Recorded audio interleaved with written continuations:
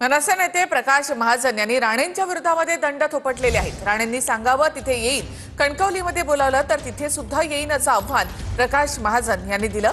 तर महाजन यांच्यामध्ये काय दम आहे ते मी बघेन, ते जिथे असेल तिथे मी पोहोचेन असं खुलं आव्हान नारायण राणे यांनी सुद्धा दिलं आहे।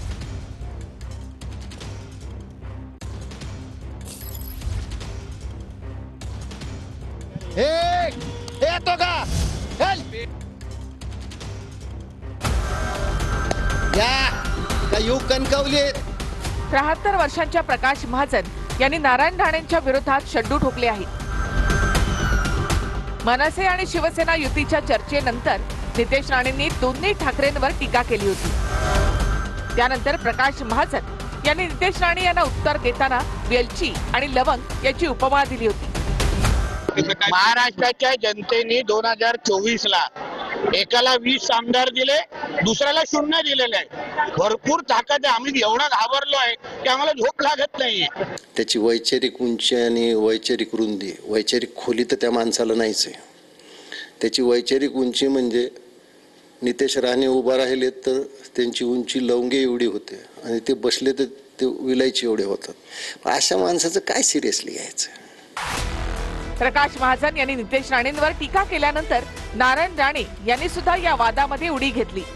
नारायण राणेंनी सोशल मीडियामध्ये प्रकाश महाजन यांच्या नावाने पत्रकच काढलं। कुठल्या एखाद्या पक्षामध्ये एक पद मिळालं म्हणून तोंडाचा जिभेचा उपयोग करू नये एवढी तुमची कुवत नाही। नितेश आणि नारायण राणे यांची वैचारिक उंची ठरवणारे तुम्ही कोण? प्रकाश महाजन, तुम्ही लायकीपेक्षा जास्त बोलत आहात। परत बोललात तर उलट्या करायला लावेन। नारायण राणेंच्या या पत्रकानंतर प्रकाश महाजन संतापले। नारायण राणेंच्या कार्यकर्त्यांकडून सुद्धा धमक्या आल्याचा दावा प्रकाश महाजन यांनी केला। त्यानंतर महाजनांनी राणेंच्या विरोधामध्ये थेट शड्डू ठोकलाय। रे प्रामाणिक कार्यकर्ता आहे, संघाच्या मुशीत तयार झाल्यासारखा यांच्यासारखा डुप्लिकेट संघसेवक नाही मी। दाजी खेडकर आणि संभाजीराव भिडेचा स्वयंसेवक आहे मी। वसंतराव भागवतचा जनसंघापासूनचा मी कार्यकर्ता आहे। अटल बिहारी वाजपेयी बाळासाहेब आमचे आराध्य दैवत आहेत, यांना भेट असतो मी। या का येऊ कणकवलीत? तयारी का तुमची? त्यांची ती इच्छा आहे ना, ते जिथे असतील ना तिथे येऊ नका, मी पोचेन, बघूया मी पोचेन। काय त्यांच्यात दम आहे ना तो मी पाय। तुम्हाला धक्का बसला असेल।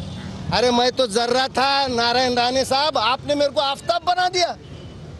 कुठल्या कुठं पोहोचवलं तुम्ही मला? आणि आता मला गुलमंडीवर फोन आला होता, लवंगाचे आणि विलायचीचे भाव 100 रुपयाने वाढले।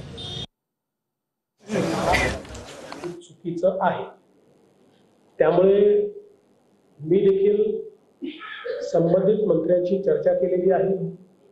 त्यांनी स्वतः सांगितलं की माझ्या बोलण्याचा तो अर्थ नव्हता। मी त्यांना सांगितलं तुमच्या मनात काही अर्थ असला तरी परसेप्शन मध्ये जो अर्थ जातो तो राजकारणात महत्त्वाचा असतो। त्यामुळे अशा प्रकारे बोलणं योग्य नाही आहे। त्यांनीही ते मान्य केलेलं आहे।